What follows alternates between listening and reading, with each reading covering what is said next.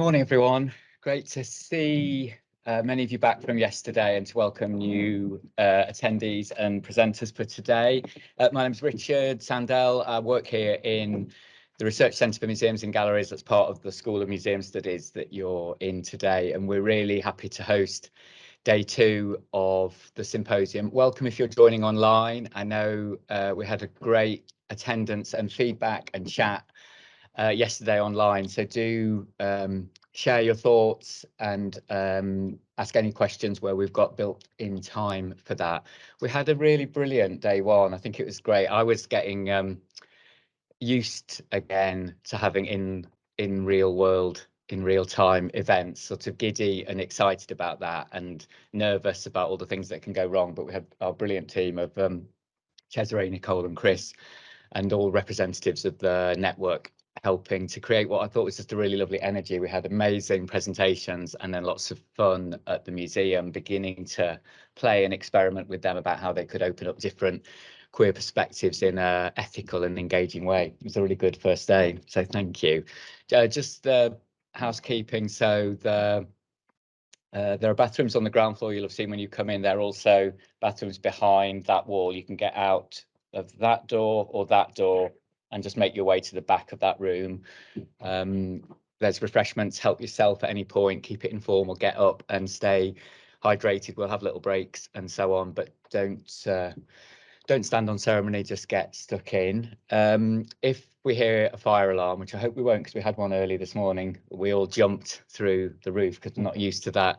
So that was just a test. So if they do have a fire alarm, run out that door calmly, following me, or there's a fire exit as well if that is blocked outside that door and down the rather fabulous concrete staircase. So yeah, I think that's it. I'll hand over to Chris to say a little bit more about today and the network, but yeah, really looking forward to the second day. Thank you. Yeah, thanks, Richard, and hi everybody. Yeah, no, my coordinator, and I've been torturing a lot of you with emails, so thank you for your patience. And I'm also doing a PhD at the moment on queer heritage in Northern Ireland.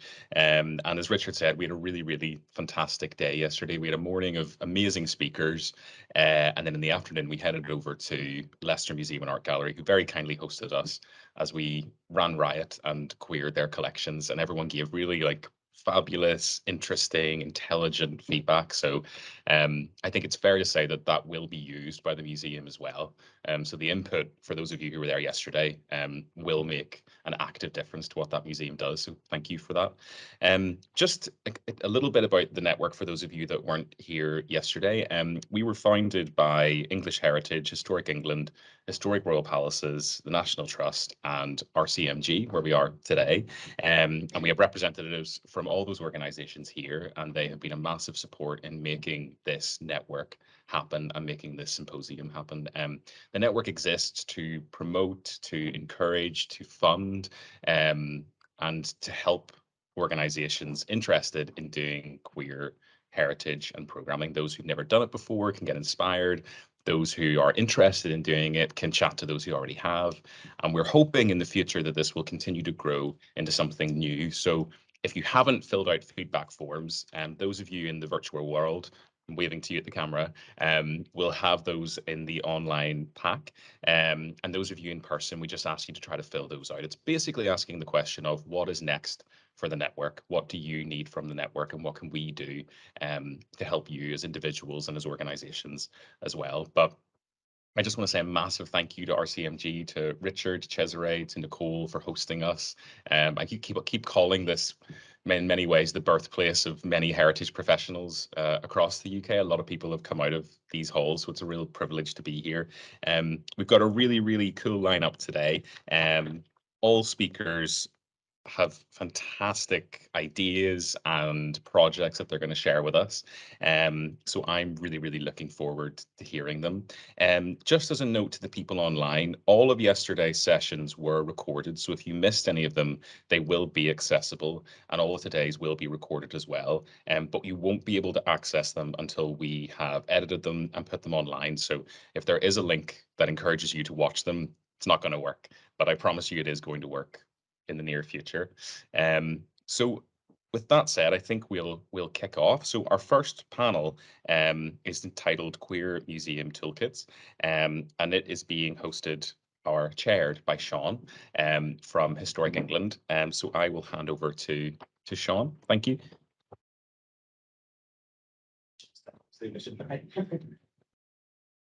Hello. Hello. Where am I speaking? Just generally here. Oh, hello. Hello, everyone. Hello, everyone. My name is Sean Curran, and my pronouns are they, them. I am the head of inclusion for Historic England. Historic England is one of the founding organisations of the network, and it's a delight to be here.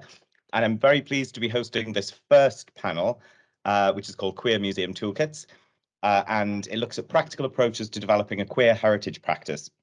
The speakers will explore themes including gender euphoria, queering living collections, and co-curation. So first we will hear from Pagan Boydell, whose pronouns are they, he, from the University of Manchester. Pagan has just completed their MA in Heritage Studies at the University of Manchester.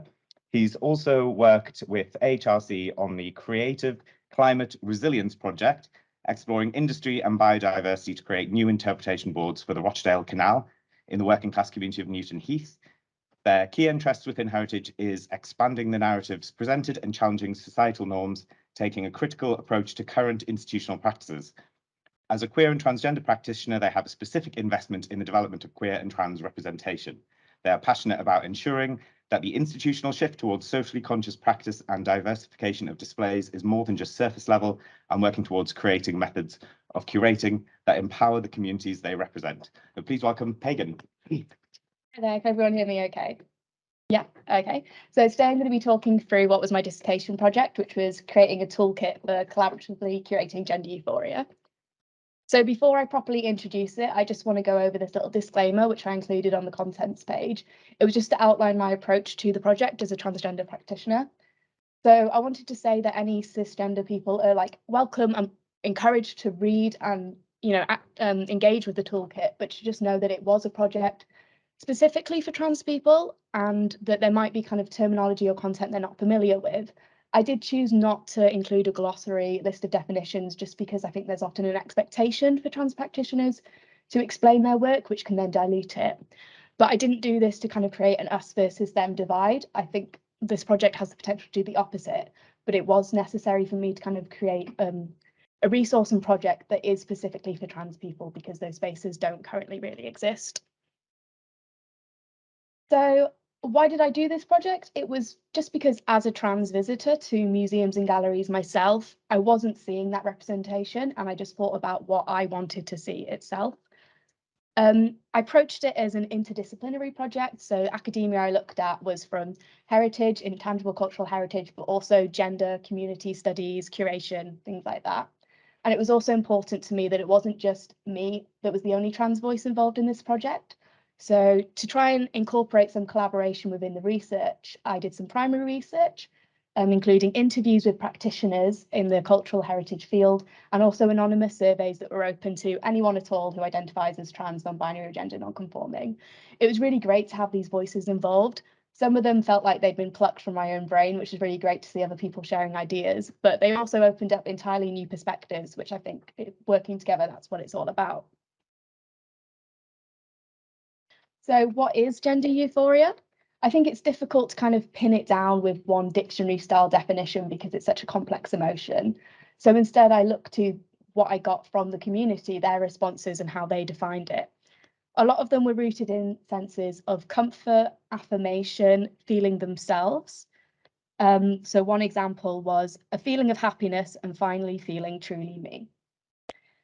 Some of them perceived it specifically as a trans experience and rooted it in opposition to living in cis heteronormative society. But a lot of people, myself included, view it as a universal experience. I think that cisgender people also experience gender euphoria, and it's often through similar gender affirming practices. It's just not really considered as such. And this is because cisgender identity is rarely interrogated within the same way. But although I do view it as a universal experience, again, I felt it important that it was specifically for the trans community, and that's because it holds a specific significance to them. There were also some people who defined it through a more holistic approach. So instead of rooting down specific feelings, talked about experiences. So they defined euphoria through moments such as being referred to with their new name or correct pronouns for the first time, looking in the mirror after top surgery, and these key moments of transformation. There was also one of the practitioners I spoke to, Claire Couture, talked about dancing in queer nightclubs and how this was a really liberating experience of euphoria. And that was the movement itself, but also being within that community as well. So when we talk about these sensory explanations, it helps to bring in a level of tangibility into how we look at it, tying them to key practices, spaces, and objects. So it helps us to understand how it could be curated.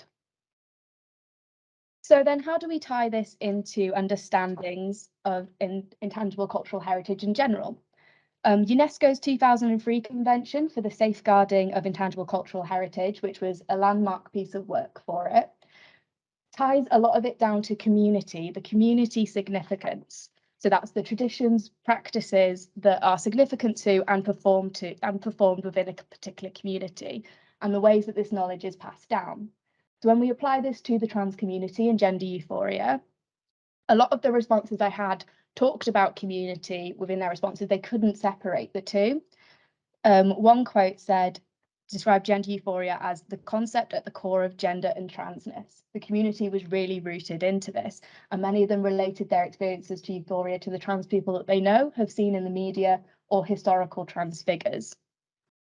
So it also highlighted some of the common practices. So binding, hormone replacement therapy, haircuts, fashion, makeup, all of these things can be moments, practices of euphoria.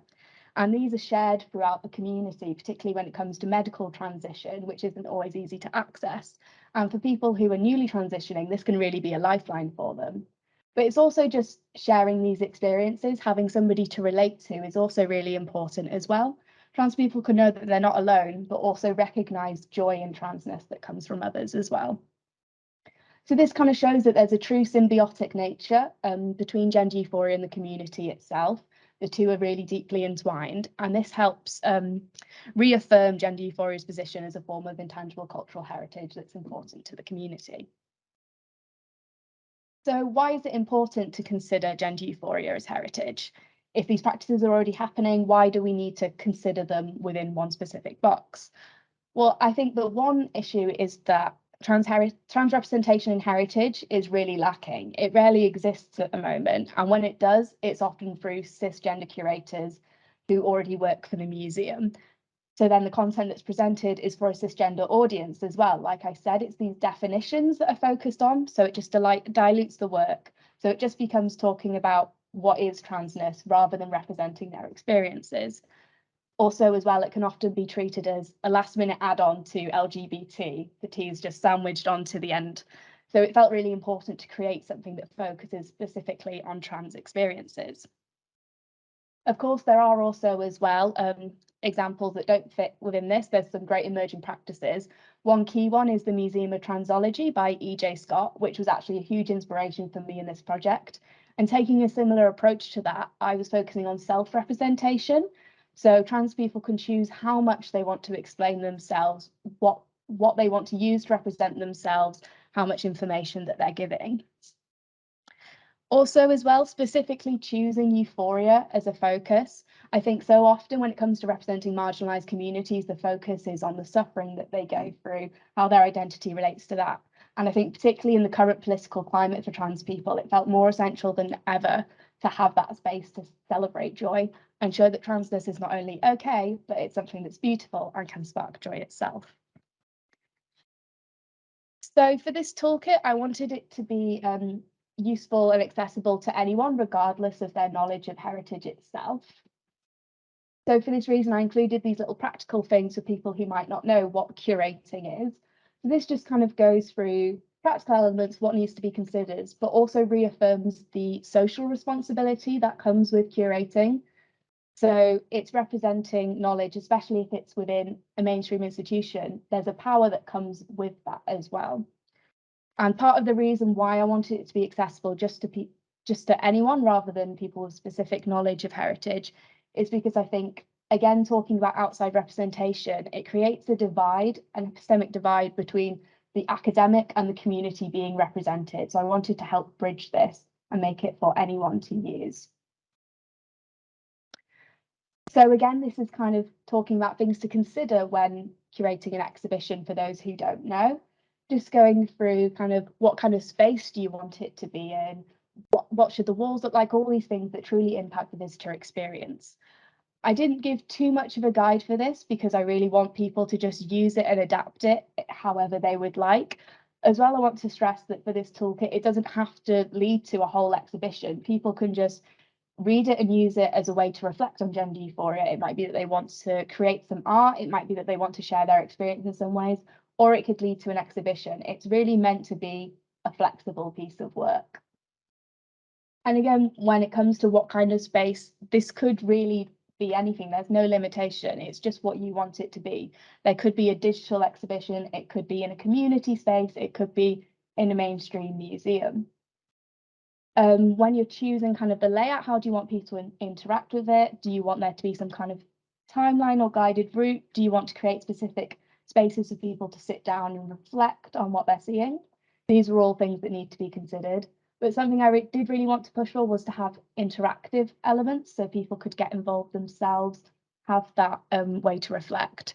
And as well, some key elements to pick out for me were considering the target audience, and I'll talk a little bit more about cisgender audiences in a moment, and making sure that the space is accessible physically in terms of making sure people can move around in a wheelchair, but also if there are sensory elements, how might that impact somebody with epilepsy or autism? So envisioning the exhibition, I think when it comes to curating emotion, something that's not tangible, it has to be focused on the atmosphere, sensory experiences. I wanted to push towards it not being just one art form that's represented, but a diversity within that, because that helps represent a diverse experience. If you can't give a dictionary definition for gender euphoria, how can you show it just through one object or one type of painting? Wanted to have a wide experience there to bring in different things. And again, interactive objects are really key, and also a way for the audiences to contribute, provide feedback, making sure it's not just one static event, but a continuing thing for the community. So hearing the responses for what could be included was my favourite part of the research. There were some really great things that were, it was completely diverse. There was so much going on there. And I'll just read through a few of them now. So one of them was a physical tapestry stitching clothing, shoes, and my old tester gel bottles together. One of my worn, super tired binders that has lived well past its life expectancy. A canvas that stretches wide and is an unusual shape that feels like it's expanding and reaching out, lit up by colourful or warm lights. It looked like it's exploding. And a picture of my younger self at a party dressed as a pirate. And I think that helps show the variety of experiences that we have here. As well, that image on the last slide, that's a binder that is my own and that I customized using glitter paint so it kind of imitates top surgery scars. I also wore it for a party that I hosted to help fundraise for my surgery, so it's something that's personally significant to me, which I included because I wanted to be able to contribute beyond the role of researcher, but also get involved with the project myself. So considering cisgender audiences, although it is a trans-centered project, it's something that if it's going to be within a mainstream institution, you have to recognise the majority of people attending will be cisgender. How this is dealt with would be decided kind of throughout the project, depends who's doing it, whether it's you want to educate them, whether you want to challenge them, whether you're aiming to bring down the divide between cis and trans itself, or if you do want it to just be a trans space and ignore them. There could be a few different solutions for this, such as perhaps including additional information leaflets, so it's not on the walls itself, but there is a glossary of things there. Or if a trans person really wanted their work to be for trans people, there could be trans-only spaces included. Another important thing that came up was including movement, spaces for transformation, things like this. This would be a great space for the audience and visitors to kind of interact and immerse themselves within that environment. It was key for me that this was a collaborative project for when it is carried out in some format. And that was because you can't have one person representing the entire community. It has to be people working together, bringing in different experiences and also recognising the intersectionality that exists within the community as well. brings in different perspectives and for people to learn from one another. I think it also builds upon an already established tradition of sharing within the trans community. We're talking about how these practices are shared and with one another and passed down throughout the community, so it felt important to work together. And as well, it could also have a social component of helping bring the community together, people who can often be isolated. Again, rather than bringing out a rigid set of instructions for how this could be achieved, I just brought through some of the essential components for collaborative practice, many of which came from responses from surveys and interviews, things that people felt were important. And the main ones were just kind of understanding, solidarity, and accessibility. So thank you for listening to this today. My main hope for this project is just that people get inspired in some way, want to engage with it in some way. Again, it doesn't have to be an entire exhibition. If this has inspired you in any way to just think about gender euphoria, create a piece of art, writing, share in any capacity, then that's absolutely amazing.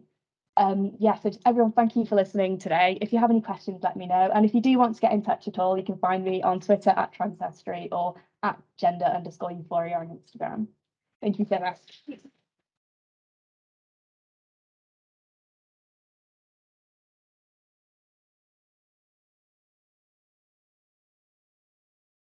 Thank you, Pagan. That was amazing and also beautifully timed, which I'll take credit for being the most effective chair so far. That's amazing. I think it got me to thinking about the ethical framework that was shared yesterday and the kind of the parallels between what you've produced and the ethical framework as well. I thought that, yeah, really great. Got bags of questions for later, but we'll bring Katy and Pagan back after Katy's paper to have an opportunity for questions as well. So we're now going to hear from Katy Parry, whose pronouns are she, her. Katy is Head of Learning and Public Engagement at Chelsea Physic Garden. So Katy has worked in community engagement and learning for the past 16 years with a background in theatre and performance. She's worked for several organisations in community and learning engagement and studied applied theatre, an MA at Goldsmiths, which focuses on using drama for educational, community and social contexts.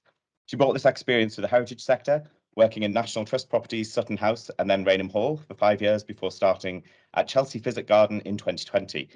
In 2017, Katy worked with the iconic team at Sutton House for the National Trust's year-long programme, Prejudice and Pride. Katy worked in partnership with organisations to bring LGBTQ+ themes to learning, family and community programmes. Katy promotes working in partnership to increase representation of marginalised communities in the cultural sector and aims to create positive social impact through her work. In this presentation, Katy will outline how living collections can be used to celebrate queerness in heritage sites, providing some tools to co-curation and queering heritage. So please welcome Katy. Thank you. Okay, can everyone hear me? Is this right? Great. Okay, thank you very much. So yeah, my name is Katy. I'm the Head of Learning and Public Engagement at Chelsea Physic Garden in London. So for those of you who don't know, Chelsea Physic Garden is a botanic garden in Chelsea. It's the oldest botanic garden in London, and we have over 4,000 plants in our collection that have medicinal, cultural and economic importance. So I'm going to focus on queer programming in green spaces. And when I started the job in 2020, the garden had planned as part of a series of audience development to do a series of events which would help to broaden our audience reach and be more inclusive. And in this plan included doing an event for Pride. So within my role, when I first started looking at this plan and thinking about Pride, it just didn't seem, it seemed inauthentic and tokenistic. So we thought again. What we needed to do was explore the space so that it was more relevant to queer communities and actually celebrate our heritage through a queer lens before we even think about celebrating Pride.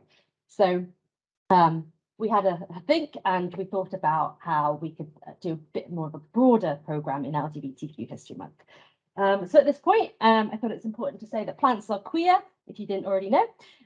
This was on a few of the feedback forms after the events that we did. So if you haven't thought about it before, plants and nature have been taught to us through a heteronormative theory of science, but plants and the natural world are not heteronormative and have many connections with queerness.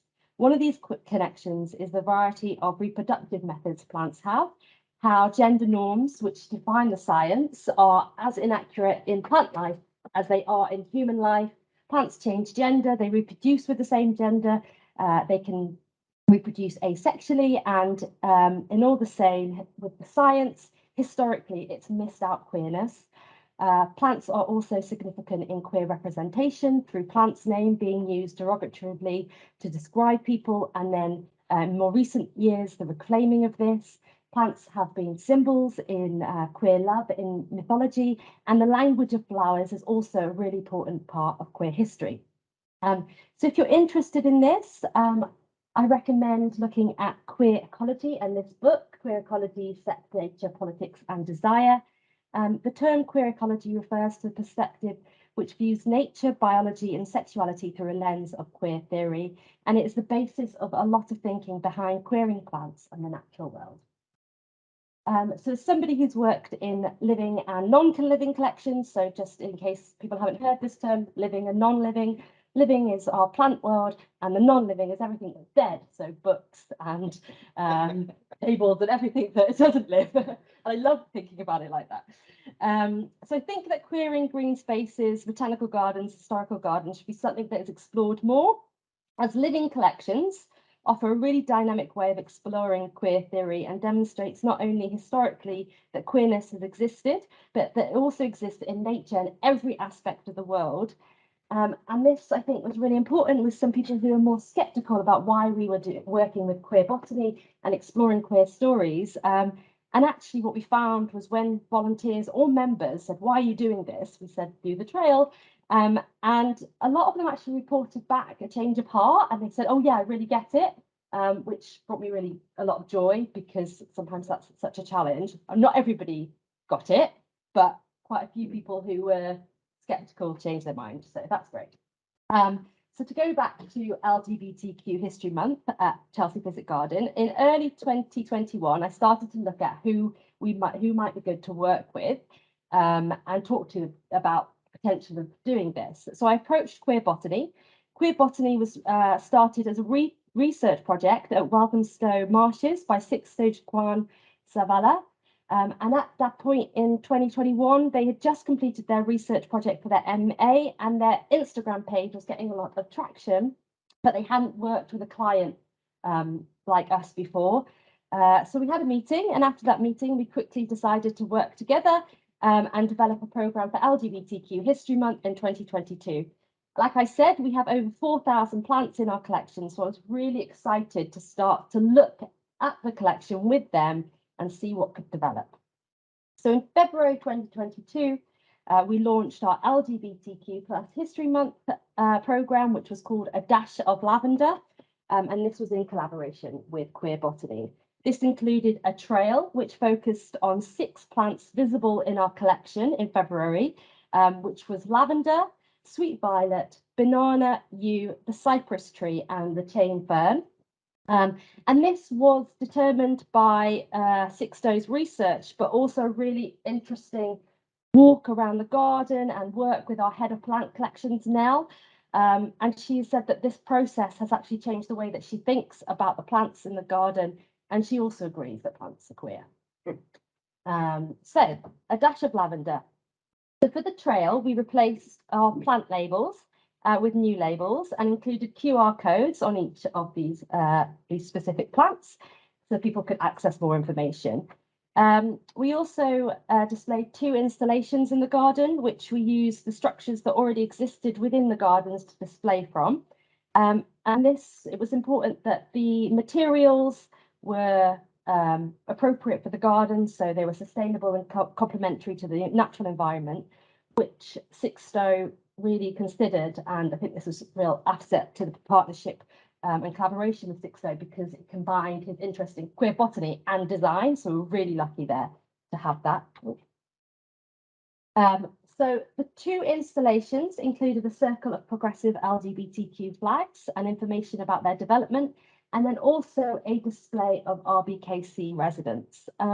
We had planned more, but with time restrictions, we couldn't get everything done quick enough, but next year we'll be doing a lot more. And I think it's fair to say that this wasn't the most radical or different displays, but the thing that was really key is how we use our environment. In February, there were plants growing on these structures. It was something that I hadn't been able to explore before because usually I do exhibitions in summer, plants are everywhere. And actually, it was a real asset to play with the space in February when there were less things growing. So yeah, I really encourage people to play with the space and what is already built in that environment. Engagement included 4 special events to celebrate LGBTQ History Month. As a garden, we have a historical link with botanical art, and we regularly host botanical art workshops. So Sixto suggested we work with Edward Luke Thrush for a special workshop for queer botanical art. And this was fantastic as it brought a new audience to doing the art workshops at the garden. And it also celebrated that part of our history, which is really ingrained in who we are. We also hosted an event called Evening Botanist, which we had to play on that term because there was a good opportunity there. And this was a talk with Sixto. And we also hosted a tour. And finally, we had a queer botanical poetry night. We wanted an event that was celebratory and fun at the end of the programme, but also seemed relevant to the garden. And at this point, we weren't thought of as a queer inclusive space. So it was really important that it made sense, that it fitted in the garden. So that's why we thought botanical poetry was really right for us. And when we were marketing this in January 2022, if you remember, it wasn't a great time in terms of the COVID restrictions. I can't remember the rules, but it was something like stay away from people. So we weren't doing that well selling tickets. So I was a bit nervous, but then when February came along, it sold out so quickly, and then we could have sold the event 2 times over, and it was absolutely amazing. We had 3 poets, fantastic MC, and then we had an open mic section at the end. I thought maybe 2 or 3 people would put their name down. I think 12 people put their name down. It was amazing. We didn't have enough time to have everybody share, but it was one of the most magical events. And I think the reason it was so great is that authenticity to the space. We were also able to embed the programme into our community programme. So we have a programme called Help Us Grow, which is a social therapeutic horticultural programme for people in recovery or suffering from mental or physical ill health. And they participated in a workshop with Sixto, and it was a writing workshop. So in our cactus house, there's a sign that says, "Not all true cacti." This wasn't part of the LGBTQ interpretation, but they responded to this, and someone wrote a really small poem, which I thought was really cute, so I'm going to share it with you. "We are not true cacti, to thine self be true, cacti or not cacti, LGBTQ." And I thought that was really sweet. And I'm going to include that in this year's exhibition as well. So I have to say that we used our National Lottery Heritage funding. Ooh, only 5 minutes, okay. We used our National Heritage funding to fund these events. So the ticket prices were lower than our normal, and we were able to employ a British Sign Language interpreter for the poetry night, and everybody was paid from the LGBTQ community. So I tried to think of some tips. This is just some collaborators that I'll come back to that later. So I tried to think of some tips which I would give somebody if they were thinking about querying their living collections.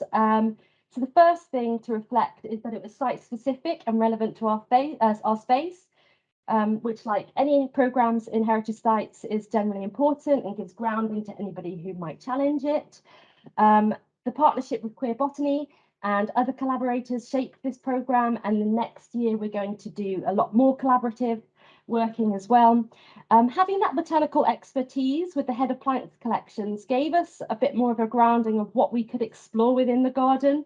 If I had just walked around with Sixto, I would have only focused on what I know, but the head of plant collections knows about the 4,000 plants, and almost all of them can be used. So it just opened our opportunities wider. The installation complemented that outdoors, and this can present different challenges from doing installations in museums and historic houses, but there was an opportunity to play with the space, which we hadn't been able to do before. Finally, what we saw was feedback from a new audience engaging with the garden and still engaging with them today. People said they felt represented, and it's actually changed the way the garden sees itself as a space that is inclusive for example, the marketing team now actually do paid ads in LGBTQ magazines. So we're really saying that we're a space for people who identify as LGBTQ plus. Things to consider. February isn't the best month for a garden. Most things are dead. So that was a challenge. But we have actually extended this program into other months. So we have done tours actually throughout the year. And that I think we'll explore even more and more and look at the plants that are available at different times, because yeah, February is very limited. Again, I think something that I heard say yesterday is, embedding this work into everything, not just having it once a year for a whole month, like it has to be in everything. And then the biggest challenge we have at the moment is thinking about how we make the content accessible. We have a interpretation reading age of 11, and I think we found it challenging to keep to this when we're talking about queer theory.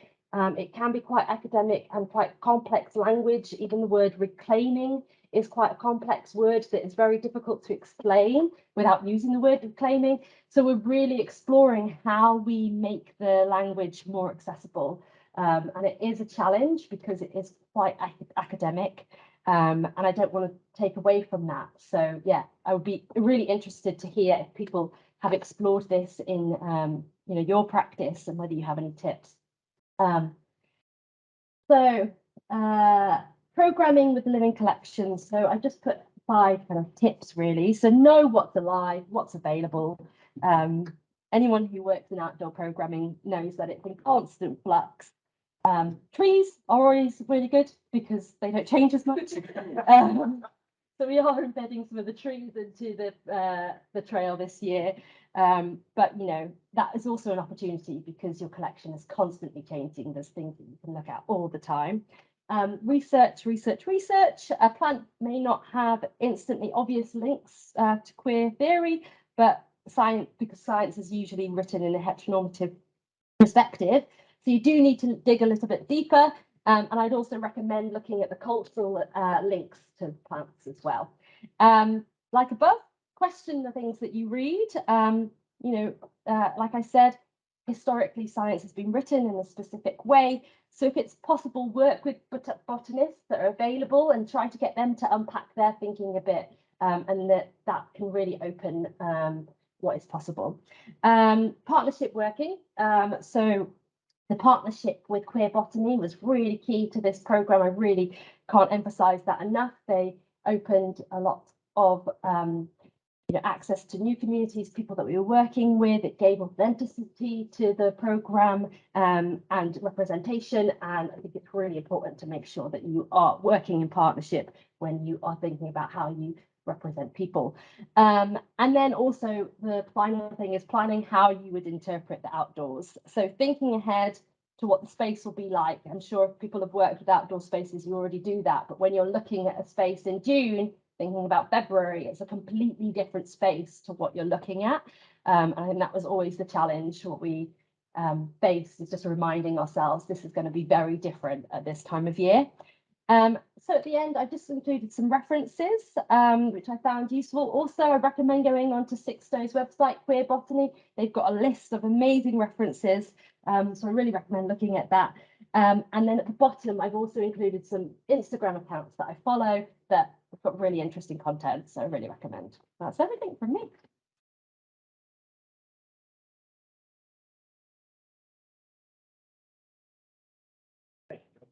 Yeah. As well.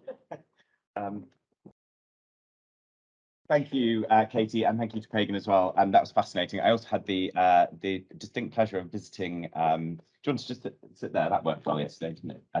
Yeah. I had the pleasure of going to see the trail that we've just heard about, and it felt very authentic and beautiful. And the flags, although you said that you didn't think they were the most sort of radical thing, there was something very beautiful about how during different times of the day, the silhouette of the trees behind them looked differently. And you saw these very kind of recognizable to us flags looking very different. It was very, very beautiful and I loved it. So I wondered if I might use the privilege of being a chair to ask the first question. Pagan, I was wondering if you encountered any resistance from trans people about the concept of gender euphoria, because just the other day, I don't know if anyone else saw this, but I saw Sean Fay kind of saying something about how it's a sort of flawed concept, because a lot of trans people, especially trans people who've transitioned in a more sort of medical way, tend to replace gender dysphoria with a different kind of gender anxiety about their presentation and how they're received. So I'm just wondering if in your research, if any people are actually like, well, actually, I don't think that is a thing.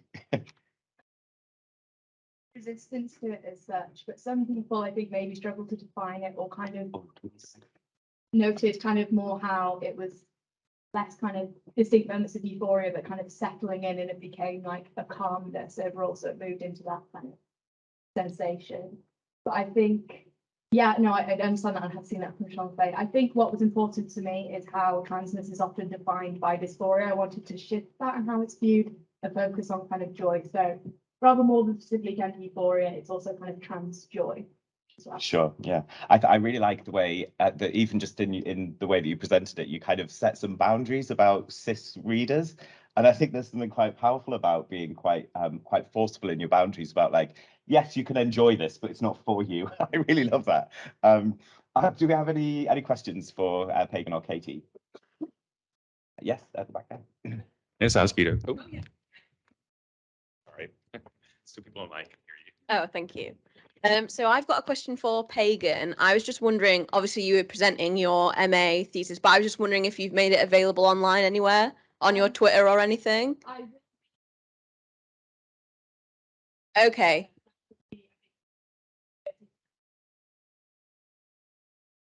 Okay, thank you very much.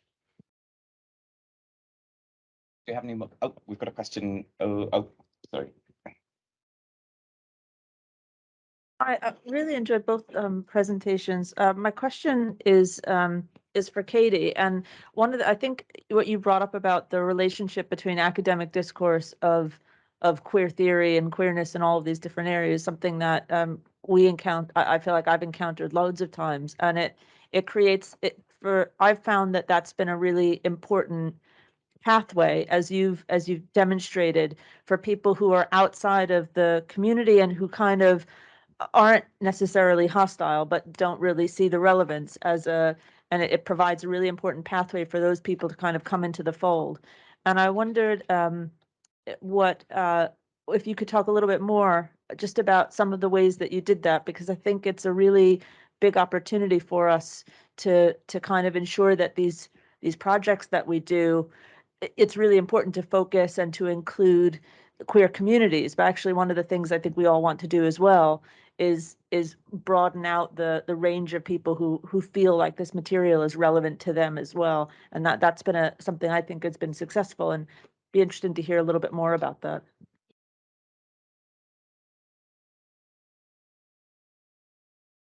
Designing the LGBTQ instrument trail at the garden this year, I kind of pushed away the thought about people who weren't part of the community getting it. I didn't really care. But then we did have a bit of pushback from some people, and it did kind of shake me, because I was like, okay, that's a shame that people are like that. I don't know why I didn't think that it would happen again, but it did. It's probably best not to think that. But the thing that we did is have an intro text when people came in, explaining the process of, well, explaining what queer botany was, defining that, explaining how we are reflecting through plants and how plants are linked to LGBTQ, well, queer theory. And then when we had the trail, all the plants had quite a lot of information, and I can share that with people after, around either a scientific element that links to LGBTQ or queer theory or queerness, and or the cultural. So it had really kind of, I think, for our audience who come to the garden thinking about the science element, thinking about that feel quite academic coming, it did tick those boxes. But then we also had people maybe who are from a community where they may identify as LGBTQ+, but the word queer isn't something that they're used to having as something that defines them, because of obviously historical connotations with the word. And I think this is where we are trying to think about how we explain this to it's just, yeah, it's really complicated. So we're at the moment, we're looking at the intro text again, and we're bringing out more terms like reclaim, queer, even LGBTQ, and having a bit of a, like you had, a bit of a tool like explaining each one. We're hoping that will help to break down that. But yeah, it's a challenge because we don't want to take away that academic element to it, because I think it's really intrinsic to how it's explored in heritage sites and how it's explored by people. I don't know. Yeah, complex. Any more questions? Yeah, over here. Yes, hi. So we've got questions online. The first question is for Pagan.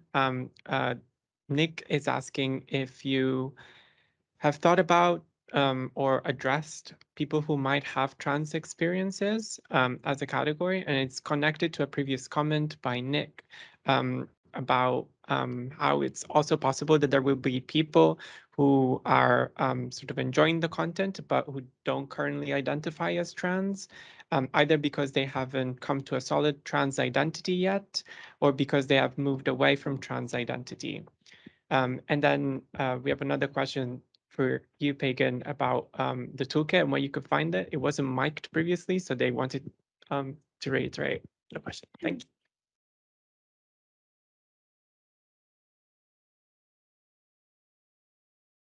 Yeah, so addressing the first question, that was definitely something that had been considered. For when I did the surveys, it was specified that it was for anyone who's trans, non-binary, gender non-conforming, which tried to widen a bit. So it was people who didn't necessarily just identify as trans. But when I was kind of talking about having additional information, maybe for kind of cisgender visitors, that also included people who maybe were questioning about their gender identity, who might identify as trans but aren't entirely sure. I want it to be accessible in that way. And I think the reason that I chose to specifically use the word trans and put that forward is because of the current backlash that's faced at the moment. Trans is used as a really negative word. So it felt important to be able to specifically use that term in a positive light. But I use it in a very kind of open sense, so that it is open to a lot of people. You don't have to necessarily define yourself in one way to kind of be involved, or, especially to engage with, enjoy the space itself. And then just to reiterate again, yeah, the toolkit will be online, hopefully by the end of November, early December. I've lost all sense of time. Good. Thank you. Any more questions? Oh, yeah, that's back there.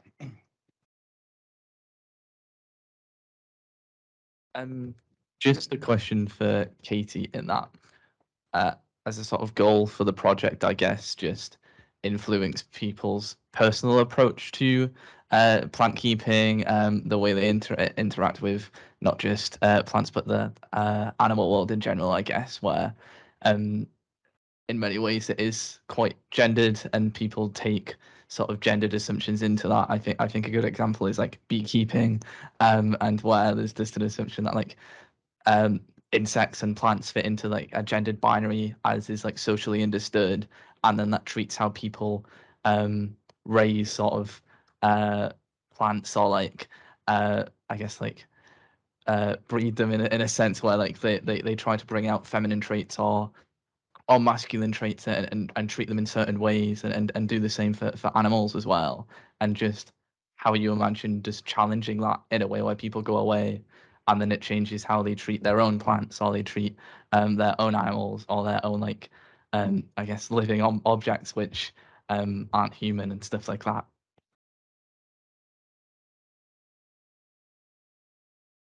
Yeah, that's a really great question. Yeah, I think in terms of what we do at Chelsea Physic Garden, we want everyone to go away and think about how they interact with the living environment, and respect it more, and actively change their approach to how we live. So with the work that we're doing with queer botany, it is for people to leave and think differently about the living world, and also about science.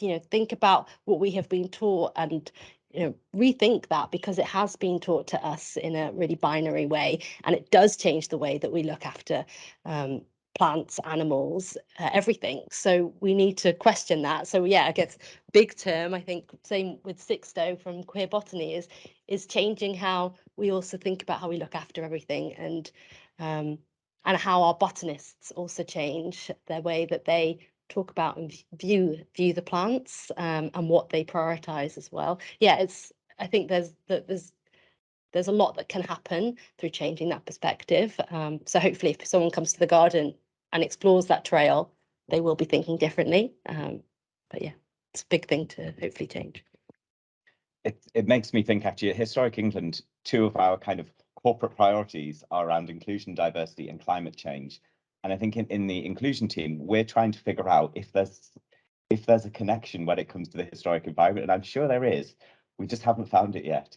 And I'm not sure I'm smart enough to make the connection, but it's very interesting. Do we have any questions, Richard?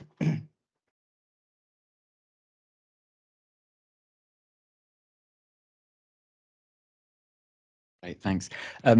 Brilliant papers. Thank you both so much. I've got a question for Pagan. It's really taken with the, as Sean said, that sort of unabashed centering of who it's for as a toolkit, and the sort of real clarity and rationale behind that.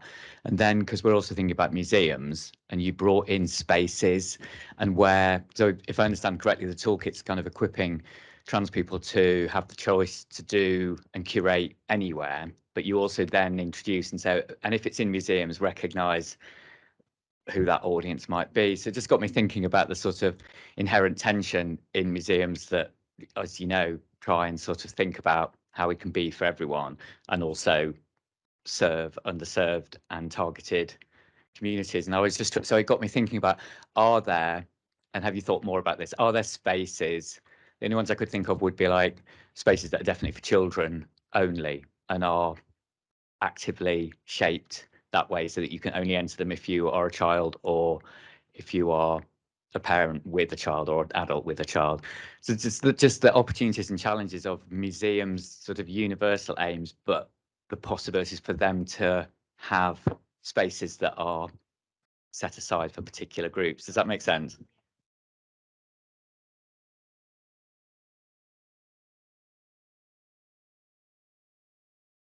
Yeah, it was definitely something that was considered for how spaces could be adapted, and kind of the tension that arises from wanting a space that's for everyone whilst also making sure it's truly accessible for some people, because that might be for them to truly be themselves. It might need to be a trans only space. So for accessibility, there might need to be exclusion of the majority and things like that. There was also a lot of tension that I found, or conflicting opinions, for when I spoke to people in interviews and surveys. Some people had different approaches for what they wanted it to be and how they wanted that to be approached.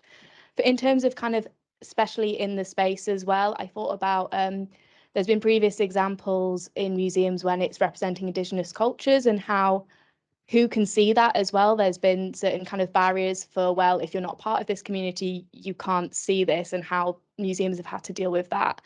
So I think, yeah, like I said, some of the potential solutions might be to have specific areas within the exhibition, or potentially a different room, different areas within the building that are for trans people, but also making sure that it's kind of not gate kept in any kind of like trans medical way that is also a danger as well, and that it is for self-identifying people.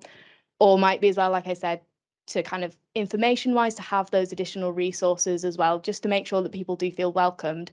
But it felt really important to me to make sure that at the core it was the trans community.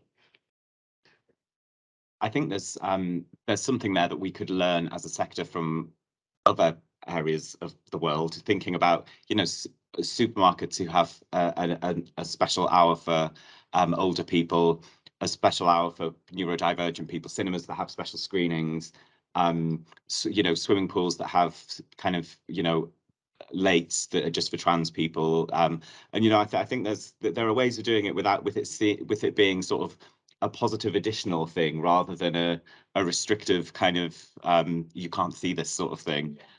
Yeah, it's interesting to think about. Do we have any final questions or thoughts?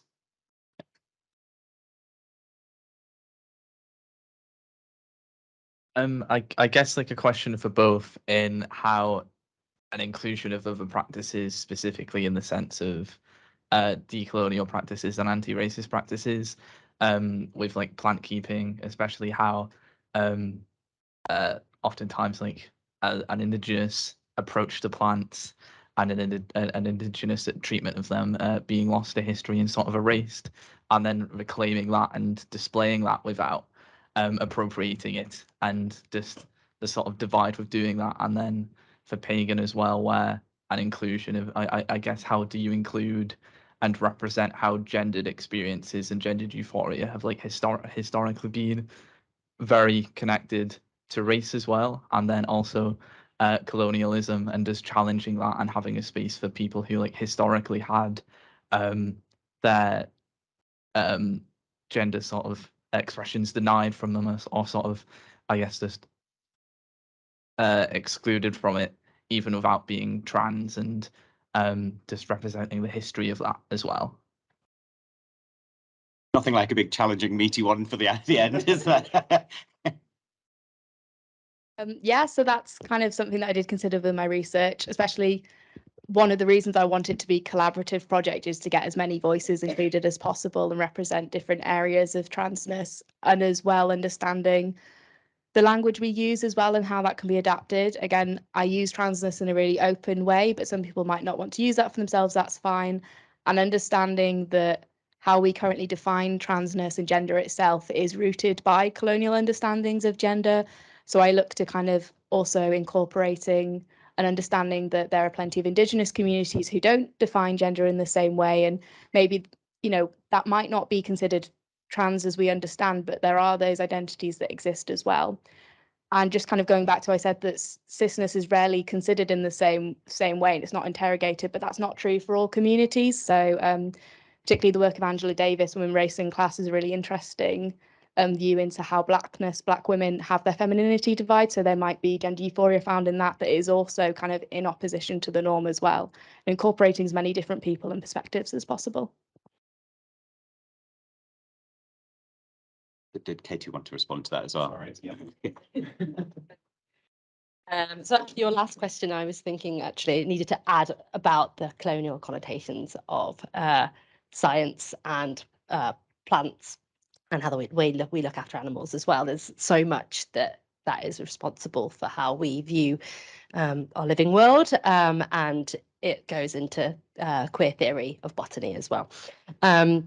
It's something that we're wanting to unpack, especially as we develop for the year coming for our LGBTQ plus History Month Trail. We have picked some plants that specifically look at that, how you know, with the Indigenous and colonial links as well, and how that's impacted how we view them.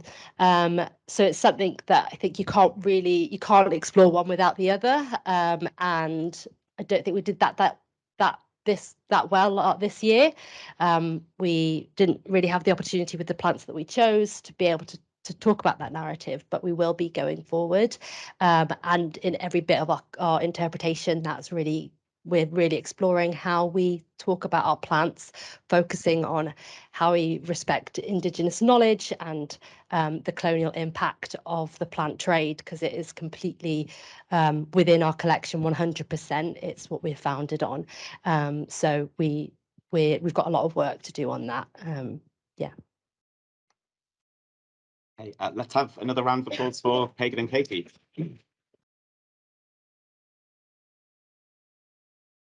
And do we have a break now, or am I overstepping my role? A 15-minute break.